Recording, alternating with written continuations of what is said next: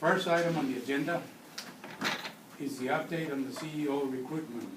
Bottom line is that we met last week, I believe it was either Wednesday, Friday.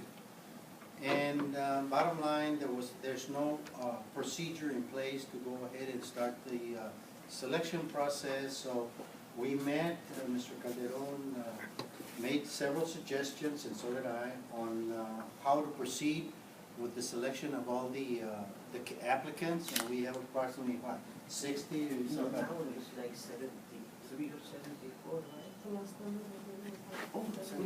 Okay.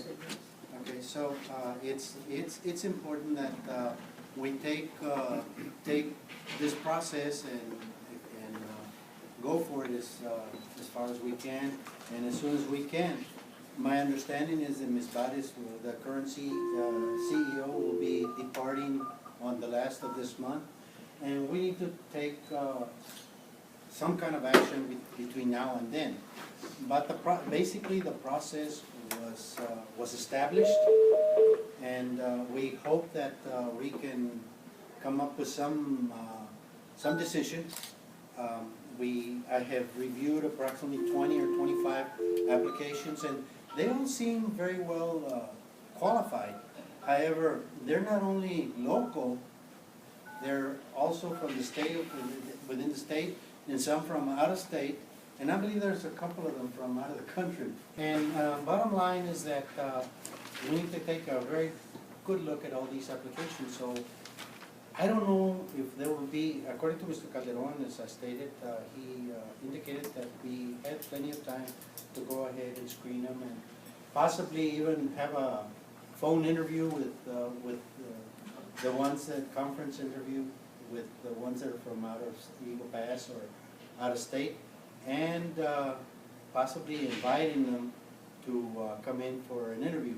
My only question is that if we decide that we need to go ahead and bring in people or some of these applicants, is the district willing to foot the bill for the transportation, for the expenses? I mean, that's my question. Okay. I think one of the things that the hospital district itself doesn't have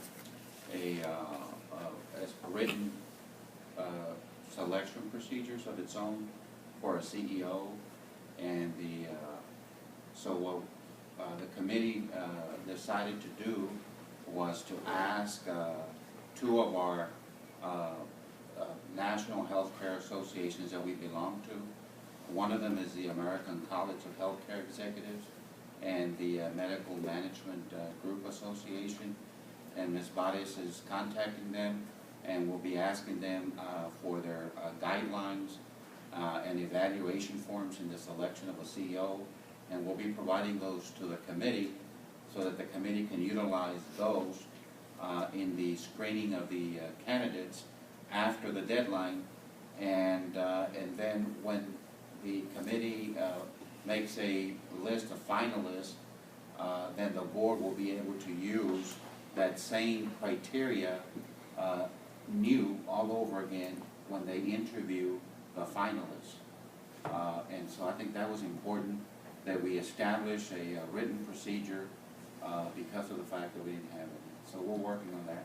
I know that this is going to be a slow process, and we want everything to be done correctly.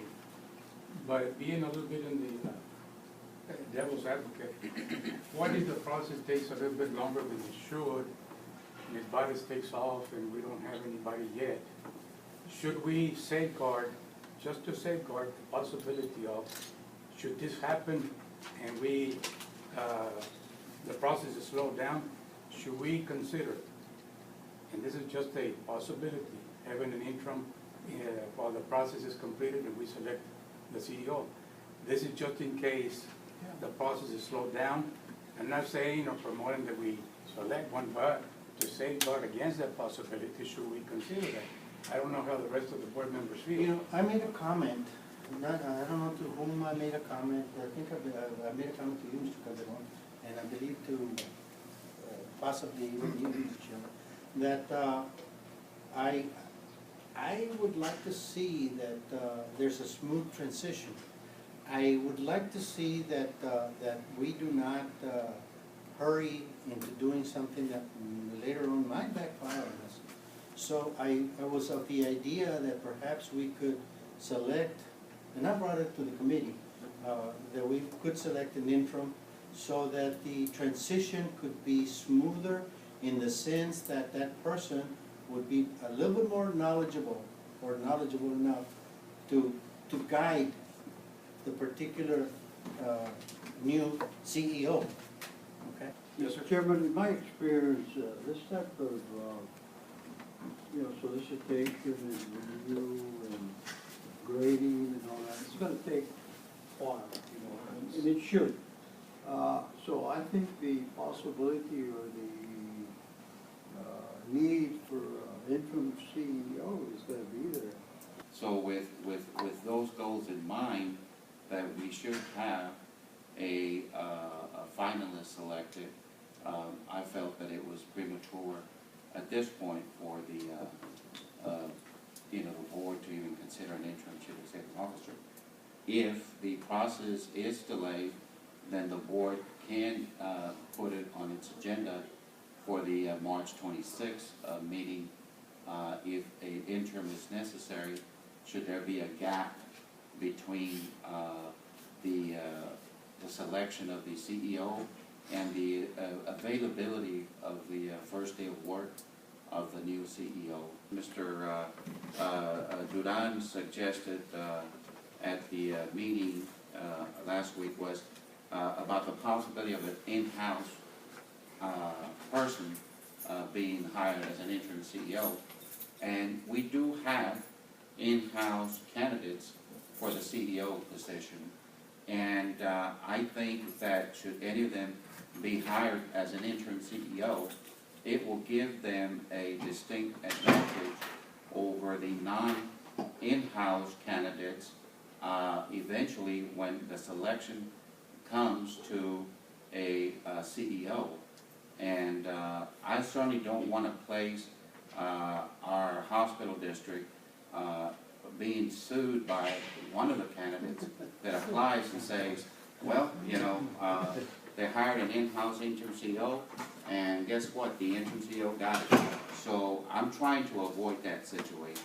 The item here just says the possibility. Yeah. I don't know why we're reading too much into it. And it just, do we agree that if this thing happens, that we hire an intern? Or is there a need for it? Vote it, not vote, but maybe, just by word of mouth, do you agree? Yes, yes, yes. If it happens, then we'll vote on it. Mr. You Chairman, can vote in favor or against it next Mr. time. Chairman, I think that this has been discussed enough, and I think that in executive session, we should finalize it.